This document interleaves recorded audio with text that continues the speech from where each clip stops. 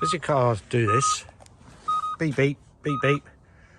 About 10 times every time you get in the car. Well, here is what it's trying to tell you. Basically, it's saying that your remote control fob battery is getting low, even though it may work perfectly well. Solution to it is to change the battery. Here's how. Which is dead easy. Get it off the keyring, and they've given you a little slot to get a fine screwdriver in. Just sit there to separate the case. A little bit of levering. That's it. See, that first bit comes off. Once that's separated, you can then prise it all the way around. And there is your battery, which just slides out, no soldering or anything involved. And these are the batteries you want. Pick this lot up. 6 batteries for £1, bargain. And it's a CR2032. You can buy them cheap on Amazon or eBay. I'll put some buying links in the video description. So you just pop that out.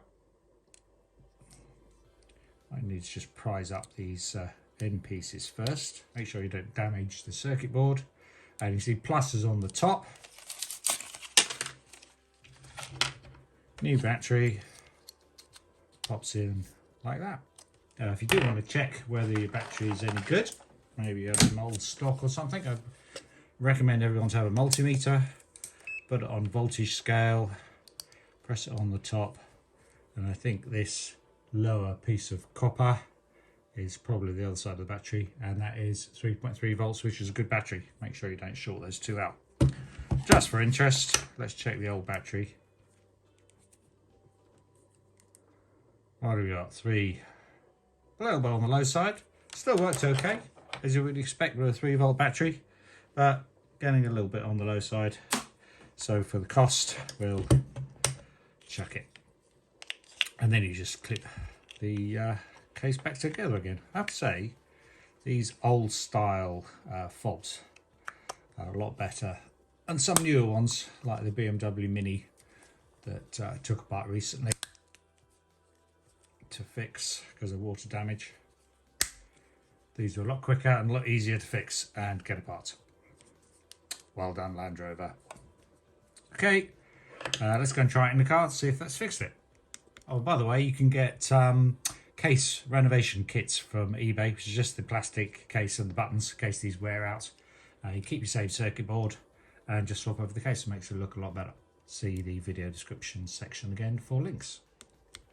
So one thing you've got to do when you change the battery, or perhaps if your kids have been pressing the buttons a lot inside the house away from the car, is to synchronize the fob back to the car. Let's see if it just works straight off. And if it doesn't, which means it's got to be synchronized. So keep pressing the buttons. See, after about, I don't know, what was that, 3 or 4 times, then open the car, which means it's synchronized up. Lock, unlock is now working. So let's see if it now beeps when we get inside the car. Hopefully not. Oh, that has fixed it. Okay, that's what your car is trying to tell you when it's going beep beep about 10 times. And it turns off when you turn on the ignition. Okay, thanks for watching. Good luck with yours. Bye.